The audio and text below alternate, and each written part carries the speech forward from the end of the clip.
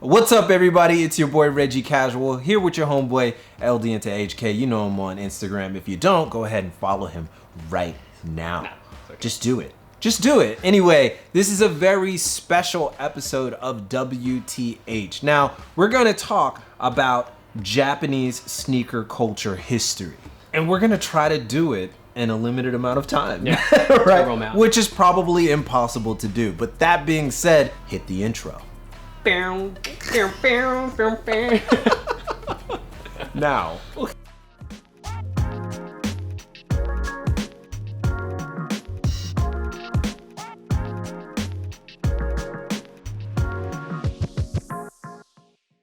All right, so Landy, the reason why I needed to just come to you for this, you have a lot of Japanese-centric, Japanese branded collaboration sneakers. Tell me first, tell us all first, what got you into it? Well, I guess, I probably have like 15 plus years, maybe more than that, of like sneaker culture. And I'm American, but I spent a lot of time in Hong Kong. When I was in HK, that's where my radar came up to a lot of Japanese brands, whether it was like Mastermind Japan or Undercover.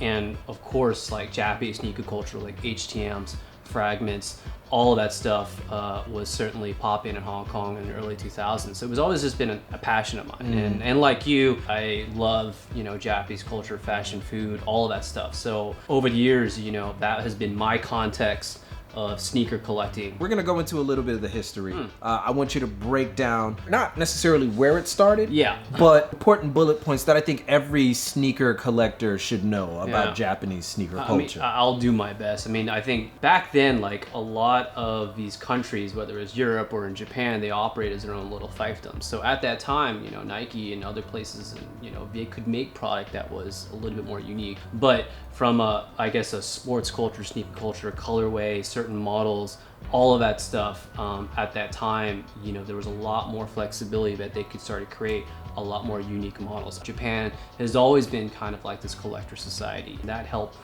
build up sneaker culture in Japan, which in many ways was like its own bubble, as we've talked about. Japan always has had a different eye on taking stuff from different countries, almost sampling, but also there's certain models in Japan that you never really saw like take off in other countries, like the Footscape, for example. Presto was big in the United States, but it was huge in Japan. The Sock Dart, so there's like a lot of like particular more cultish type shoes that in Japan, for whatever reason, I think they just wanted something a little bit different from a design standpoint.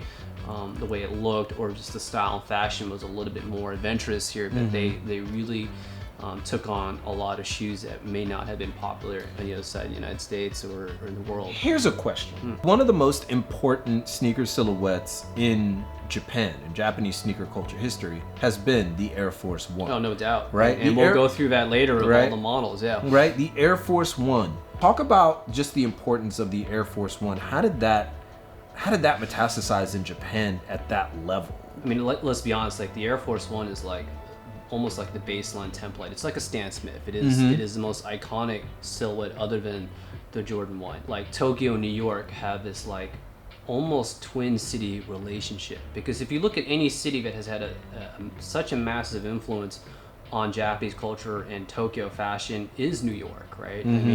The Air Force One was not a popular shoe until on the East Coast adopted it as a street shoe. The Air Force One, they called Uptowns or Razor from New York, right? That got adopted by Bob Ballers in New York City, has become a street culture, street fashion shoe. So I think by way of like influence of how that shoe became popular on the East Coast and iconic in New York and Philly and those areas, that bled over to Japan and popularizing that shoe. In Japan, there were collectors like the owner of Chapter / Atmos that was like really into getting something that would be different from the Japanese market. So people in Japan would go to the US and particularly New York to buy up stock and bring it into Japan and sell it at a markup, because there's a lot of models, not just the Air Force One, but like Red Wing boots and other shoes and footwear, New Balances that are made in USA and made in England that are kind of reverse imported or gray marketed back into Japan. Right. People in Japan, I guess your root cause of why you collect something is because you love it, not because you just want to get the product because you want to flex at the Galleria and or at the Beverly Center and show off. You know, Right. I'm not saying that everybody's like that, but I think there is certainly that element.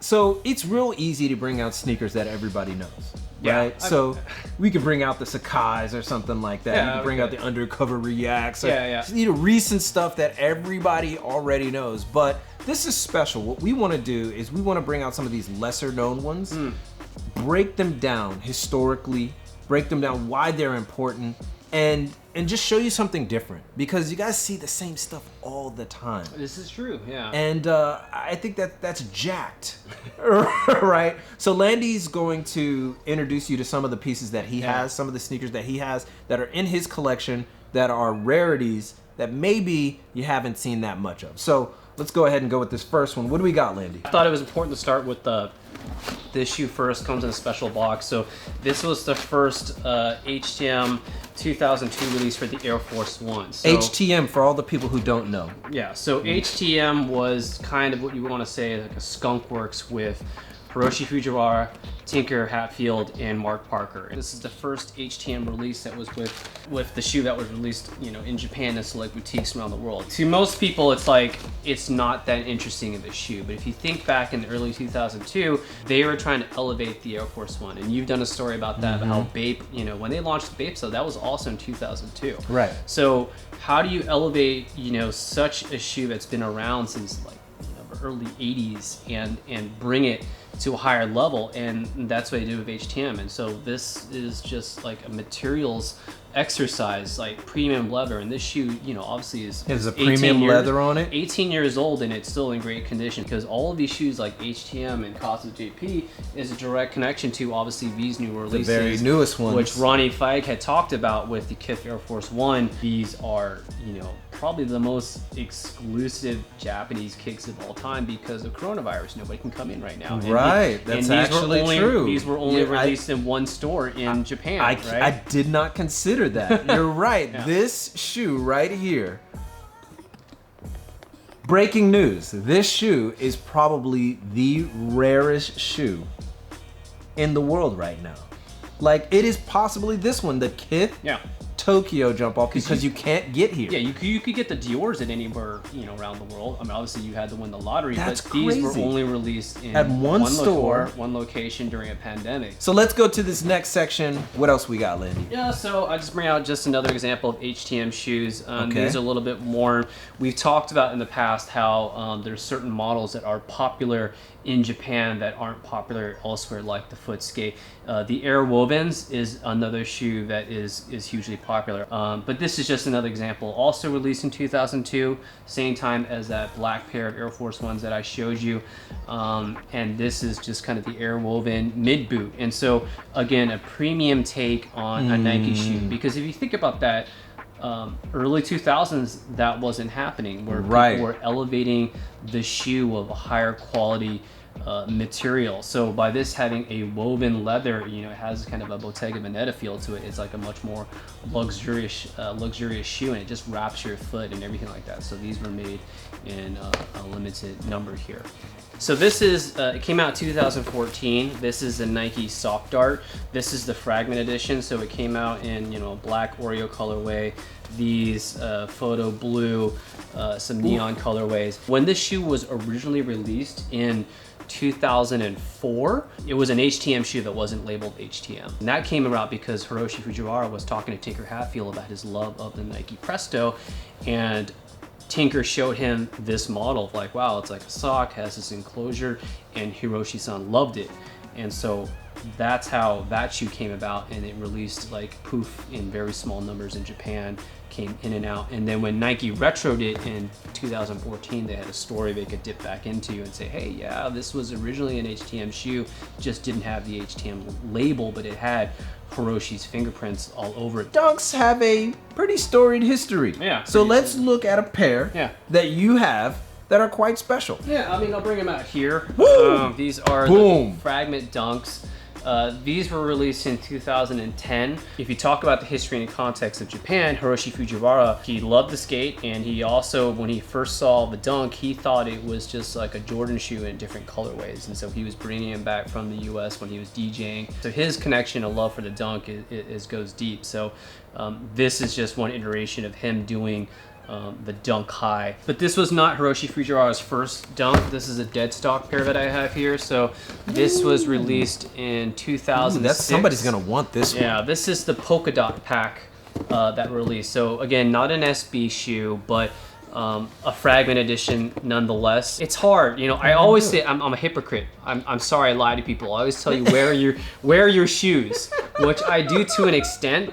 But if it's something sometimes you gotta glass case stuff, man. Yeah, if it's something historically significant like these or the 2002 Air Force One HTMs, it's really sometimes hard. you gotta glass case. And then once they're as old as this, it's just like, man, do I need to? Like, that's true. These are older now. Yeah. So now it's like, do I have to? Yeah. Right. So you're right. I'll give you that. Jordan 1 fragments. Yeah. People love these. Some people love them. Some people think that they're simple, but Hiroshi's known for simplicity. That's true. You know, sometimes it's just like you said, the Air Force One, it's just a material flip, or this is a color flips. I mean, these came out 2014, but when these came out, I actually had 2 pairs, and I got them for retail. So I got trading the other pair for the OG Yeezy 750, so the original 750. When this shoe came out, people clowned it, right? Like it's like he just changed the color blue, and you could say that, but if you have it in hand, it's also material story because the leather on it is ridiculously cush on it. And beyond that, I think that's why, because of its simplicity, why the shoe has become iconic. When I moved to Japan, these were on my feet. Yeah, this is like one of my 3 top sneakers. I love this colorway. And I love that it's Hiroshi Fujiwara. I love the materials on it. That's one of the things that I really love about it, is that it is a premium build for sneakers. If it wasn't an AJ1, would you care as much? If it was like a Jordan 2, even a 4. A Jordan 2? That's what I'm saying. Would you care? No, I wouldn't care if it was a Jordan 2. If it was a Jordan 4, I probably would care. Yeah. I like Jordan 4s. I do like the Jordan 4s. Like right? 1s, 3s, and 4s. 1, 3s, 4s.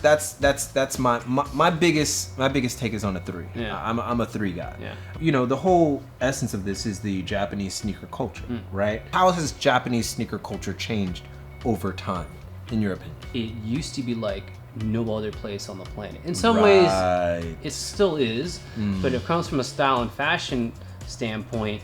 Because of social media, and again, I'm not saying it's good or bad, that Japanese kid is into the same stuff that the kid, Western kid in LA, you know, right? Like when Jerry Lorenzo comes to the airport, like he gets mobbed, you know.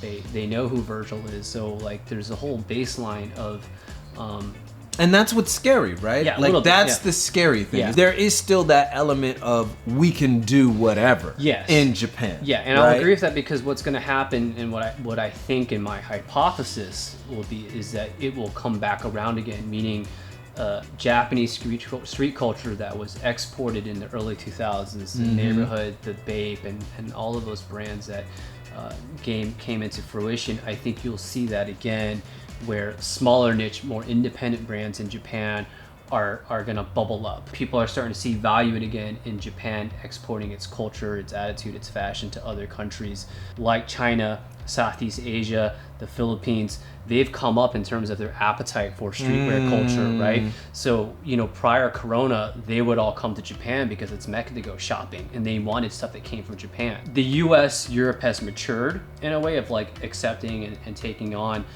Japanese street culture, but there's now other countries that have come up in the economic food chain that now they're also voracious for, you know, Japanese streetwear. So you'll see a resurgence in just kind of my opinion. Anything else to add? No, man. You know, always it's always a shared passion for us, right? Like street culture, sneaker culture. Funny guy. Just be able to share it. Keep going.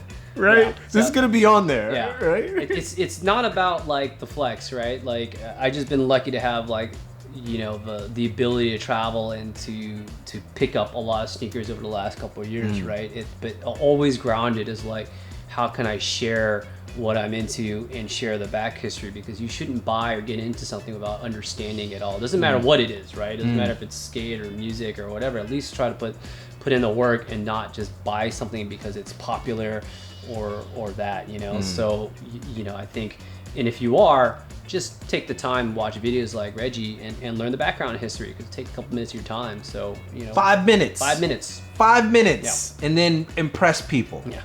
Anyway, guys, thank you so much for joining us today. Hopefully you enjoyed this episode and other episodes that we will have. Hopefully we'll have Landy back on another time. Also, that undercover video, we're going to do that. We're going to do that. So if you're interested in the history of undercover sneakers and Nike and all that good stuff, you'll be able to watch that very, very soon after this one. But as always, keep it locked right here for all of your info in international street fashion and culture and business. From Tokyo, it's your boy, and keep it casual. Yoroshiku onegaishimasu. And I'll see you guys in a minute. Also, follow Landy, LD into HK, Instagram. You know what it is. Peace. See you.